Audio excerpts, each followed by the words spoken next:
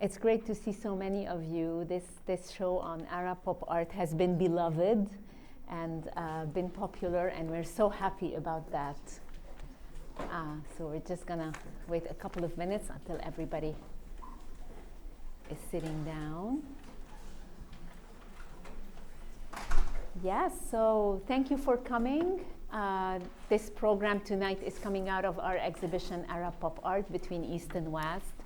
And as I said, we're so happy this show has received is like so popular. It's pop art and it's very popular, so we're very happy. And I want to welcome everybody, of course, but also everybody here whom I'm sharing the stage with. First and foremost, my partner in crime, co-curator Laila, Jadallah, and Marwan Chamaa, one of our participating artists who's beloved. Marwan, thank you for having a conversation with us tonight. We're very happy to have you.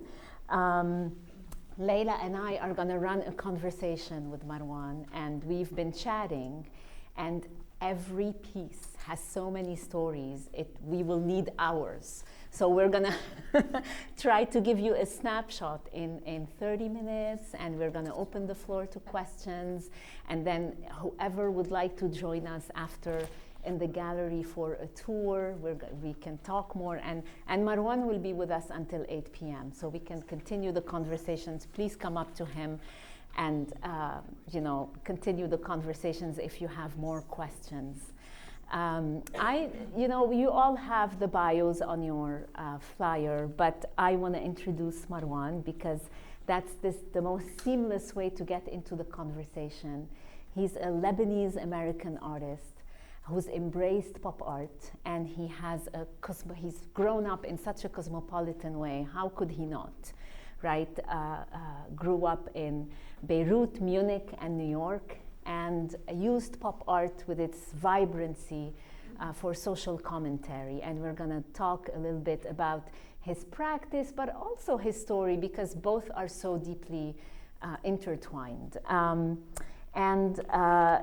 What you see here on the standing slide is his work that we have in the show. He's going to talk about it when we tour, because there are particular stories in that work too, right? For Lebanese people in the room, they will recognize the weapon on the upper one and the lower one, which says a lot about East and West, right? Absolutely. In its own way. Marwan has exhibited in many places in the US, in Beirut, in Europe, art fairs from Beirut to Miami, and galleries between Beirut, Dubai, Paris, and the US. So thank you very much, Marwan, for being with us. And I want to start from the beginning. First of all, I want to say hello to everybody. Yes. And thank you all for coming to listening to my story, and thank you MEI for having me, Laila and Lyne. And it's a pleasure to talk about my work and about the journey. Absolutely, and what a journey, Marwan. And I'm going to take you a little bit back, and as we are talking, you're going to see some slides so that you get a snapshot of his work. It is rooted in this, how can I say, the modern obsessions of people with status and materialism. But it both has global resonance and regional and relevance, even for people like him who's grown up in Beirut and have witnessed the many challenges that the country has gone through. So let's start from the beginning, Marwan. What drew you to pop art? And why did you choose this medium to express what you wanted to say? If you want to start from the very, very beginning, I was raised in a household where my father used to import art supplies from all over the world, and he was an artist himself and a musician. So I was privileged to play with different kinds of art supplies and brushes from all over the world, specifically actually from Japan. So and my dad, being an artist himself, he used to design the brochures and the catalogs for the merchandise he used to import. And actually, I used to act. I used to be in TV commercials, promoting products my papi used to import. So Consumerism. I learned from the very beginning to use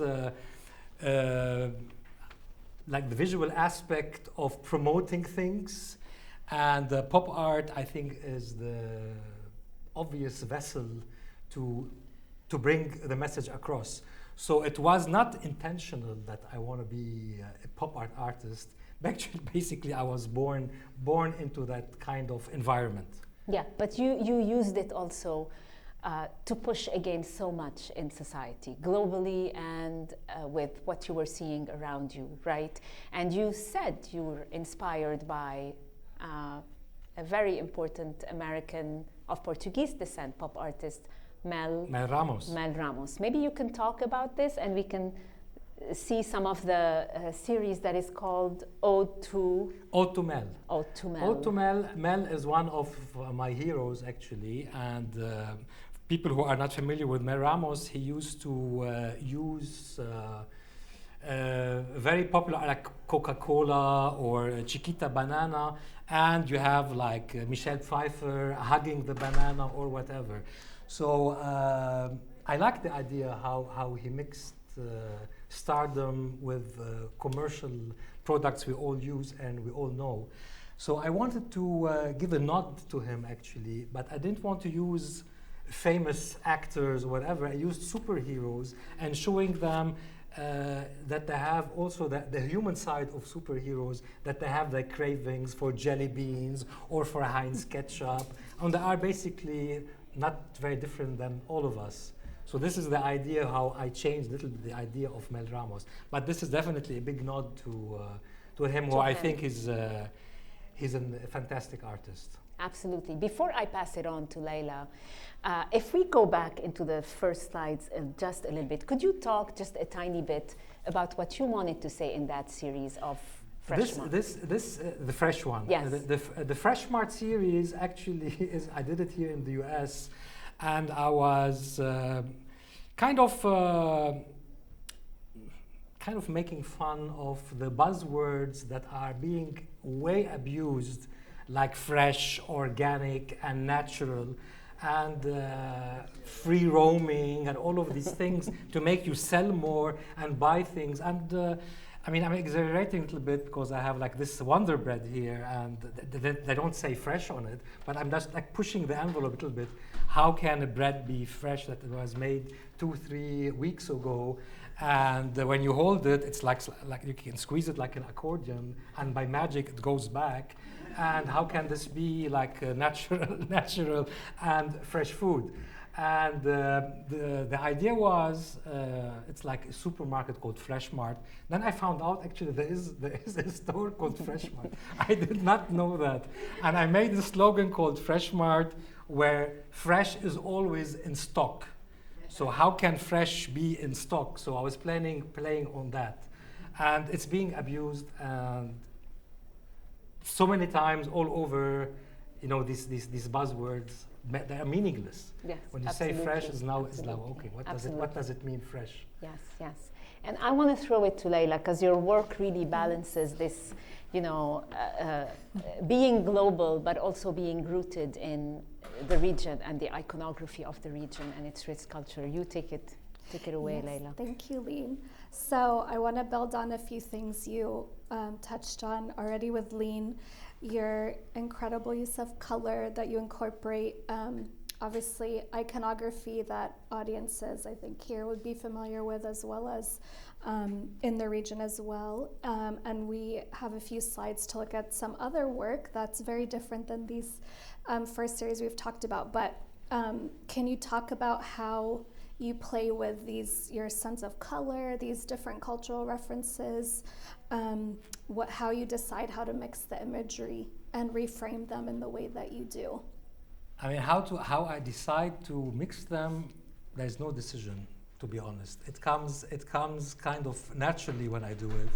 And using references, especially if we're talking about, you want to talk about a particular painting or in general? Well, Kulthum is, as you others probably saw already in the exhibition, famous icon in the region. You've done several works of depicting Kulthum over the years. Maybe around eight paintings of Kulthum. Kulthum actually is a funny story, because when I left Lebanon, I was 10 years old in 1975 when the war started, and I went to Germany.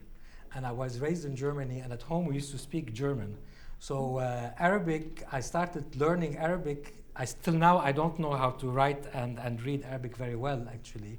So my Arabic knowledge is till fourth grade, when I was 10 years old, so I guess fourth grade. And Kulthum, I started getting into Kulthum when I used to live in New York City.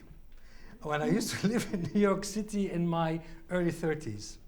And I mean, New York, you know how cosmopolitan it is, and I started appreciating the Arab culture more when I was away from my home.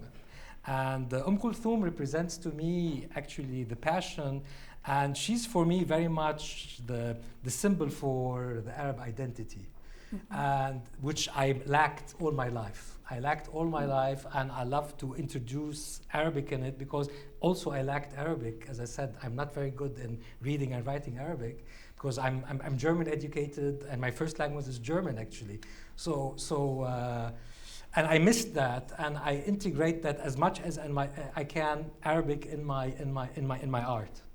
So that's interesting. So it came later to you. It came a lot later. Yeah. A lot later in life, to be honest. Yeah. Well, maybe you can talk about that more with, I think we have some slides with work from your series, Ana Biddi. Ana Biddi is it's a funny thing actually. Ana Biddi, we used to have. Which means I want. Which means yes. I want. I want. We used to have an art fair in Beirut called Beirut Art Fair, and one of the last shows before everything broke down in Beirut was the theme of Arabicity. To do something about Arabicity. I googled Arabicity, and Arabicity doesn't even exist in the dictionary. There's no word called Arabicity. And so they wanted to do something about the Arab identity. And so the question about this series, which is very much influenced by Liechtenstein and by Warhol and I don't know what, if I'm asking the question, is there something called really an Arab identity as Arabs are concerned? Is it an Arab identity, or is it just all fake? So, or are we all looking for the biggest, the fastest, the most beautiful diamond ring, and looking for consumerism? Are we tainted in our thoughts, or do we have something called Arab identity? I mean, probably many of you here don't like to hear that. Maybe, I don't know, but I don't know if there's something called real Arab identity. I'm not talking about regional identity. I'm talking as an Arab as a whole. I don't know. Do you think there is one? Well, I think your story speaks to all these different influences and how you grew up in, you could grow up in Beirut, speak German, and then relate to your Arab culture later in life. Yeah, so it shows the confluence of all these influences, and your work really. So the series Ana Biddi, I want. What do you want? You want to be Arab. You want to have the biggest diamond. You want to have the best nose job, and what do you want? So I'm asking. And this is the question I'm asking in that series about Ana Biddi. About that. Well, maybe we can look at some work from your Tarbush series to draw it back to the iconography that you reference, and if you could at the same time talk about the balance between all these pop cultural references that you obviously incorporate, but fine art, how you make it accessible. I mean, you paint in oil a lot, so that, illustrates, I think, the depth of your painting practice, which yeah, if you could speak to some of The that. Tarbouche series, Tarbouche, which means fez, supposedly I mean, fez probably it started in Morocco at the beginning, but it became more common after the Ottoman Empire, and they did it as to modernize. They wanted to have people like wearing the tarbouche to look more modern than a turban or a keffiyeh or whatever it was. So the idea was to modernize the societies that they conquered, including Lebanon and Egypt and all over actually. It went also to the Balkans. They used to wear the tarbouche. And the tarbouche, I painted it in different ways. It's still, again, talking about the identity. The whole idea is that we should keep our identity and not follow the tribe. So that's why you have it in different versions. But at the end of the day, no matter how you change the look of the tarbouche that you're wearing, you should be true to yourself and true to your identity. This is again my lack of the contact to Lebanon and the way I raised, because I was pulled out, I was uprooted from Lebanon. And again here, because I think it's quite important to have some sort of identity. This is the idea of the Tarbouche series. It draws you to that. Great. And we can, I want to open a chapter where you really shows how much Beirut and Lebanon were an influence, right? But as we get to those two slides, you will see some works from a series that is older, right? Called La Dolce Vita. La Dolce Vita. La Dolce Vita. And you see the mix of the pop art here.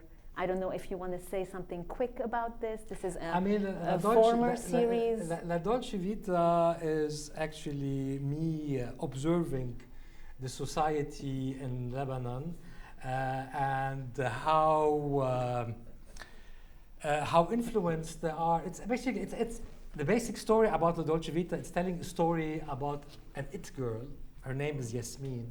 She comes from a modest background and she wants to move up in the world. So I don't know if I can say hook up, if this is politically correct. So correct me if I'm wrong here, but she hooked up with an older guy, Monsieur Sami, who gives her whatever she wants, whatever her heart desires. She was like she was his arm candy.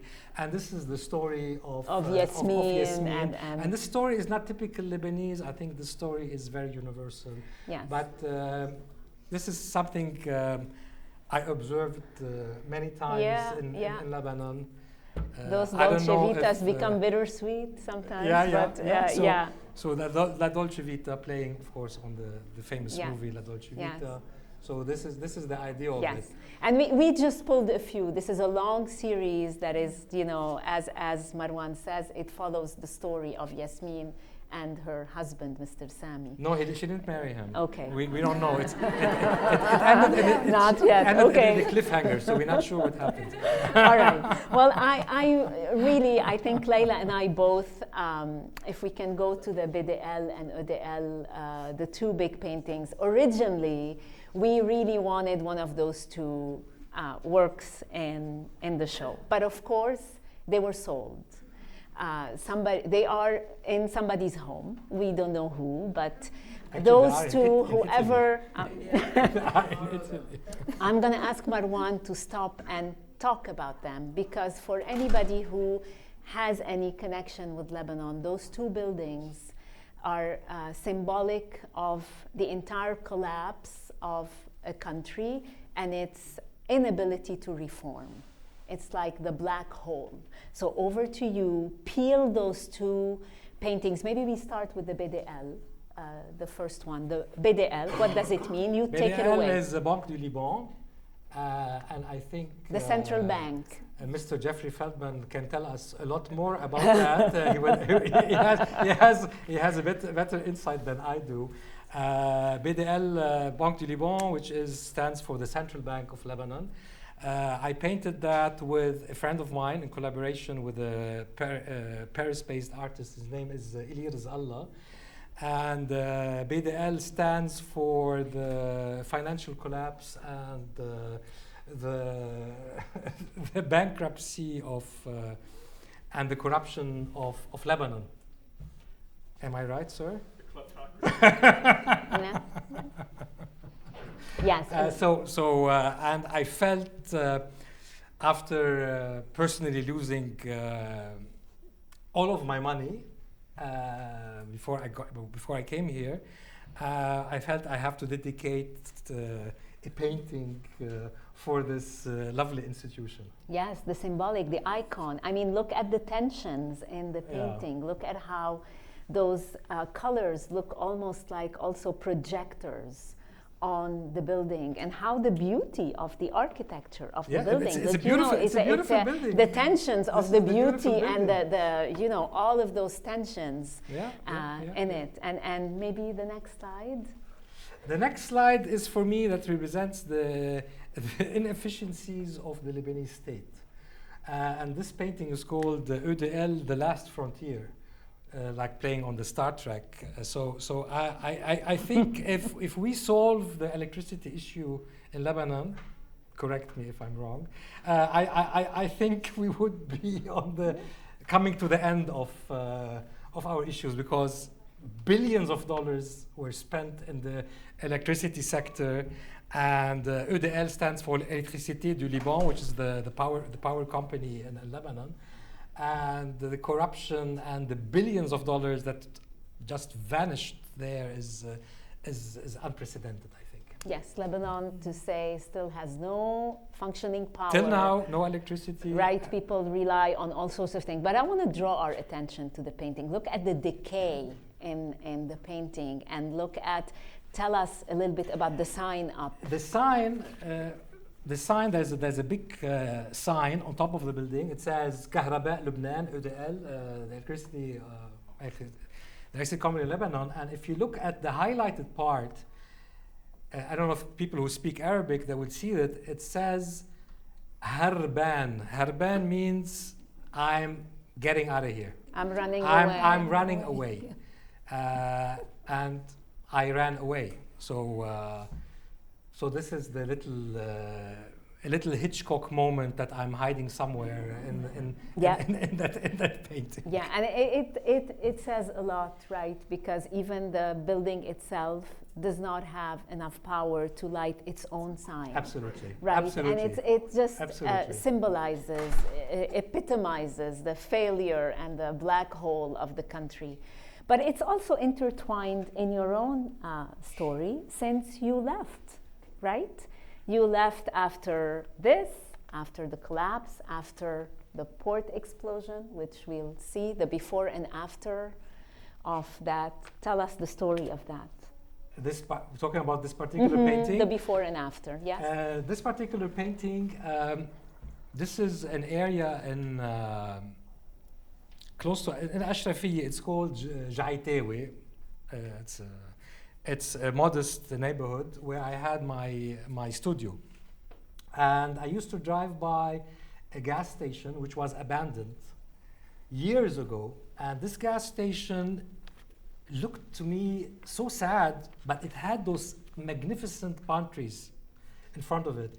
So I decided, because I saw it every morning going to my studio. So I decided I want to dedicate 3 billboard-sized, these are huge paintings, I mean billboard-sized paintings, advertising the services of this gas station in the glorious days it had, like car wash, auto repair, oil change. And I finished those paintings shortly before August 4, 2020. This date is very, very important in our recent history, because August 4, 2020, we had an incredible port explosion that destroyed half of the city, and it destroyed my studio. And so this is before, and this is after. What happened was my paint splattered all over the studio, and I had to cover the big holes and the tears because this one you see Snickers on top, for example. I was hiding a big chunk of things that are missing. It felt like, in a weird way, it looked much better actually than the original, and I wouldn't have been able to come up with something like that. And it felt like Jackson Pollock paid a visit overnight and fixed it for me. And I think it looks much better now than it did before. So this is the story about those paintings. Actually, the series I called it Realignment because I had to actually really, it was like therapeutic for me to realign my chakras to find my grounds again, because it was devastating, to say the least. I am sure. It was devastating. I am sure. And from then on, Marwan Chamaa's trajectory and move, and another uprooting yet, when you decided to move from... To move again. I mean, from Lebanon. I left Lebanon maybe in my life at least 8 times. So this is, again, that was 4 years ago. Mm-hmm. And we came here specifically for my lovely daughter, Oriana. Which is here with us. Wave Oriana. So we came here, and the first thing I did a small series called Lost and Found. I don't know if we have it. Yeah, here. Yes, this is found. Can we go back to the lost part? So here basically it's depicting, it's called Bye Bye Baby. It's depicting the explosion of the silos in the port. And where it says tide down there is actually part of the harbor. And in the back, the skyline is... Do you want somebody to point to it? No, I think okay. it's clear. The silos are down where the tide signs are, and the silos are where, Marwan? The silos are actually, these are corrugated boxes, so these are the silos. And this is the skyline of Ashrafiyeh, which is the eastern part of Beirut. And here there's the logo of Amazon, and this is like, I'm following the arrow, I'm leaving. So that's why Bye Bye Baby, and the view is as if I'm on the plane and actually departing. So this is the lost. And the found is when we came, no, this is not the found. The found is this one, it's called the lawn chair. When we arrived in the US in 21, we were in the midst of COVID, and it was impossible to buy furniture. So our first piece of furniture was this lawn chair, which I bought through Amazon. And on the side, there's a side table that we got from IKEA. And there's a cereal box of Raisin Nut Bran, which was actually our first breakfast we had at home. So this is the found part. So this is the lost and found. Unbelievable how it's all intertwined in all of those paintings. I will leave my partner to help us with the closing bit of the conversation before we open to questions. Thank you, Lyne. Yes, I'll ask just a couple more questions before we open it up to the audience. Well, I think we've learned a lot about the multiplicity and layering of messaging you have in your work and all these different periods. So I wanted to ask you, it's good you didn't say bipolarity of it, so it's... No, not at all. So do you have an ultimate vision for your art or a message you hope that it leaves behind? I mean, I think in the pop art vein, when people first look at it on the surface level, they think, oh, I recognize this iconography, but there's so much more depth to it, as you've explained, and how people feel. How do you want people to feel when they look at your work? I mean, I don't want to give it much more depth than it deserves, but I think art, the job of art is not to answer all the questions, but it definitely helps to ask better questions about our society, And I'm not here to teach anybody how to live and whatnot, but all of this, what you saw, is basically a reflection of my personal experiences, and it mirrors my life. And I feel I feel comfortable showing it through pop art, because it comes natural to me. But again, I'm not here to lecture anybody, and but I feel like it's a good way to ask a little bit more and to be curious. And I think I'm just mirroring my life. Yes. So you do it wonderfully. Thank you.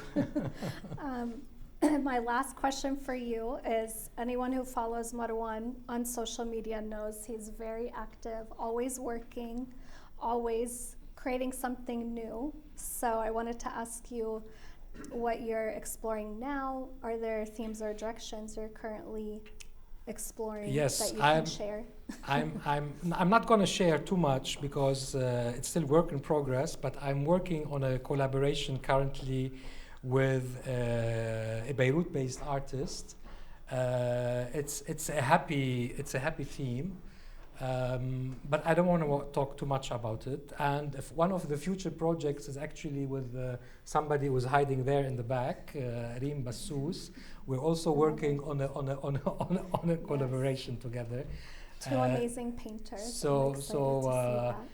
Yeah, I mean, this is it. I don't want to talk too much about it. I want it to be like more as a surprise and leave some suspense. Yes, leaving us in suspense as we open the floor.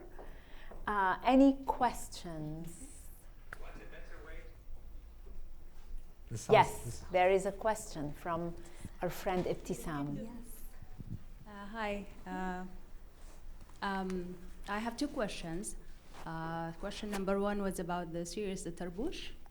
I noticed there's like an Arabic something that it says Allahumma or something. Just curious to know what was the Arabic. So my second question is a typical an artist to an artist question is, can you talk more about your process of making your art? Which like do you consider yourself as a conceptual artist? Like, do you have an idea first that drive your medium? Thank you. Thank you. First of all, to be very, very, very honest with you, I don't remember what it says anymore, the Arabic part. I have to. Yeah, you know. So I don't really remember. This was a long time ago. I'm 61 years old, so you know, my memory is not the best. Let's not go there. Regarding my process, I do sketch a lot, but it is usually the sketches I do, they are never actually, they don't end up on the canvas. But I do sketch a lot, I research a lot, and I spend a lot of time thinking, and the actual work on the canvas doesn't take that long, but the research behind it takes a very long time, especially like the Dolce Vita series. It took me forever to research that, because it's kind of like a collage painting. But yes, I don't know if this answered your question. Is it mainly acrylic or do you use oil? In the Dolce Vita, for example, it was oil on canvas mostly, till my wife got a rash on her body, and her dermatologist told her, what are you doing? Are you painting the house? What's going on here? There's something wrong. So I started shifting to acrylics. So now I'm more into acrylics just for health reasons, and so I won't be kicked out of the home. Actually, this is the bottom line. Yes.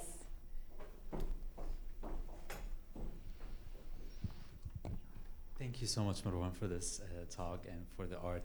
I wonder if, since we're talking about pop art, do you ever feel that pop these days is quite overwhelming and it's hard to catch up with? And do you feel that this is maybe an invitation for your daughter to collaborate with you in your future works?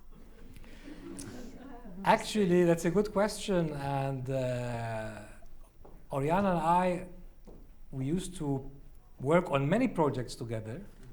even when she was 5 or 6. And I do ask her opinion till now. And hopefully, yes, we will have a collaboration. What do you think, Papi? Should we? So she's very much involved in the process, actually, and I take her opinion not lightly at all. Actually, there's a lot of value for what she says, and her generation, of course. That's a great question. Oh, last question there, and then we can leave people to mingle and have fun, and then we'll give you a break, and then take you on a tour for those who would like to join. Go ahead. Thank you so much for the conversation. And my question is, you've traveled a lot and you've lived within different cultures and different languages, and I don't know if it's easy for you to say which is your culture. So it reminds me of figure of trickster, like archetype of trickster, like someone who is easily cross the borders but maybe not really know where they belong. So my question is, do you think there is some correlation or connection between the genre that you choose, pop art, and this splitted or fractured identity? Personally, I consider myself a citizen of the world, and regarding pop art, I mean, pop art, it's all over. I mean, in any society, I don't know if I understood the question correctly, but pop culture is all around us, and consumerism is all around us. Zara and H&M you have in every city in the world. And so I think pop art, consumerism in general, does bring the world kind of together in a weird kind of way, but there is like a sense of community despite the borders we have all over. Yeah, I don't know, did I answer the question or not really? Not really. You can continue the conversation. And with that, I think we want to thank Marwan. And thank you all for coming. Thank you so much. And this was such a small snapshot, but he's here with us. Do enjoy the show, the conversation, and we'll wait maybe a tour in 10-15 minutes. Thank you all, and thank you for not leaving before I finished. Thank you so much.